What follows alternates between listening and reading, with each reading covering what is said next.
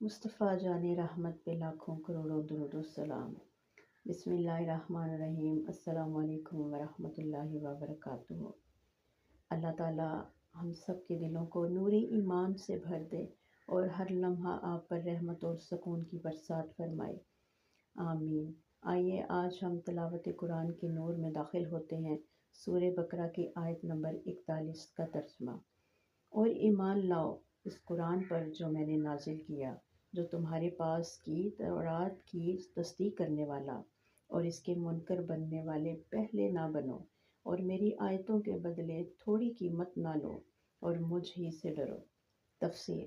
اللہ تعالیٰ بنی اسرائیل کو اور دراصل ہمیں یاد دلاتے ہیں کہ ایمان صرف زبانی نہیں بلکہ دل کی تصدیق کے ساتھ ہو۔ جو ہدایت تمہارے پاس آئی اس پر یقین لاؤ، کیونکہ قرآن سابقہ کتابوں کی سچائی بیان کرتا ہے۔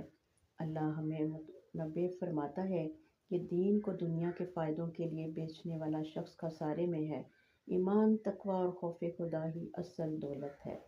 آج کا عملی سبق یہ ہے کہ اپنے دل سے عہد کریں کہ میں قرآن کو اپنی زندگی کے فیصلوں، اخلاق اور عمل کا معیار بناؤں گی۔ دنیا کے لالچ کبھی میرے ایمان کو نہ خرید سکیں گے انشاءاللہ۔ دعا ہے اس رب ذوالجلال سے، اے اللہ، قرآن کو میرے دل کی بہار، میرے سینے کا نور، میرے غم کا مداوا اور میری فکر کا زوال بنا دے، آمین یا رب العالمین۔ آج ہم نے ضیاء القرآن سے یہ سیکھا کہ اللہ چاہتا ہے کہ ہم ایمان کو اپنی زندگی کا مرکز بنائیں، قرآن کے مقابل دنیا کبھی نہ ترجیح دیں، اور اپنے دل کو تقوی کے نور سے بھر دیں، آمین یا رب العالمین۔